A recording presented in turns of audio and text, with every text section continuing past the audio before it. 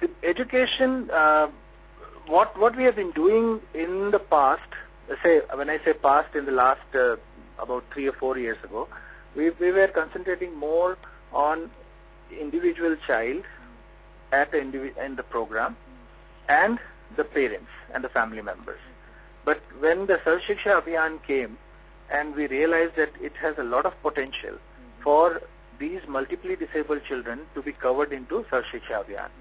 So in the pilot phase of, I think it was District Primary Education Program, it was called earlier, and then the pilot phase of Sarv Shiksha Abhiyan, we had a meeting with Government of India, Human Resource Ministry, and they said that, look, we are reaching out to about our target about 90%, 93%. So when we asked that what is there, the 10% and 7% you are missing out, they said, oh, these are the children who are multiply disabled, who can't say anything, do anything. And we said that in that 3% and 10%, we are losing 100%. And that struck with the ministry. They said, tell us how we can go about. So we started in Uttar Pradesh and Bihar. First thing we did was included a chapter of deaf blindness in the training manual of teachers for resource teachers of Sarv Shiksha Abhiyan. And from there, these teachers started identifying children with deaf blindness, and they started including them into the Sarv Shiksha Abhiyan program.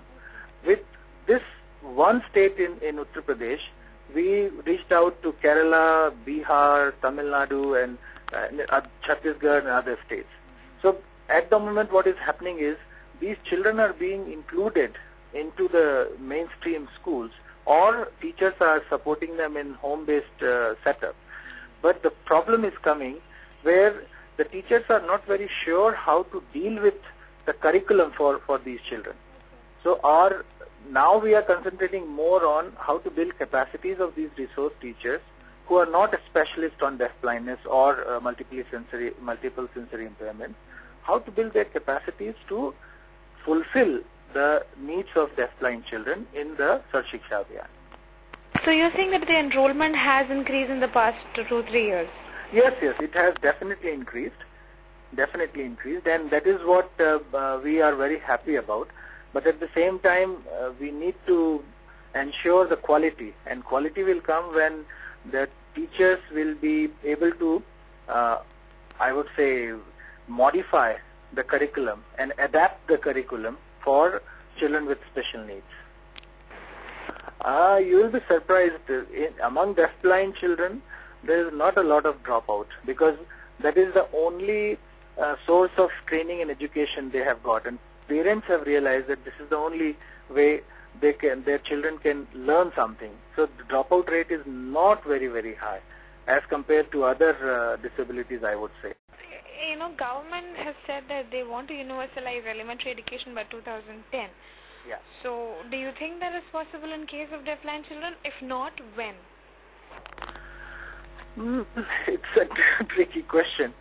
See, 2010 is next year, and I don't think it is possible for not only deaf-blind, I would say crores of children with single disability as well. For children with hearing impairment also it's not possible, because these are invisible disabilities.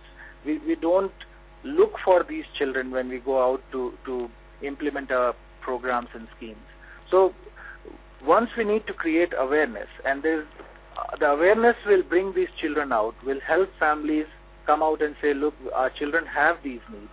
Please now do something for their education. So I don't think 2010 will be the final year of achieving that target. If we follow the UN convention and all our awareness programs are in the right direction, then I think in the 5 years time, by 2015, we will be able to at least include all the identified deaf-blind children. I can't say all, but all the children who have been identified, they would be included.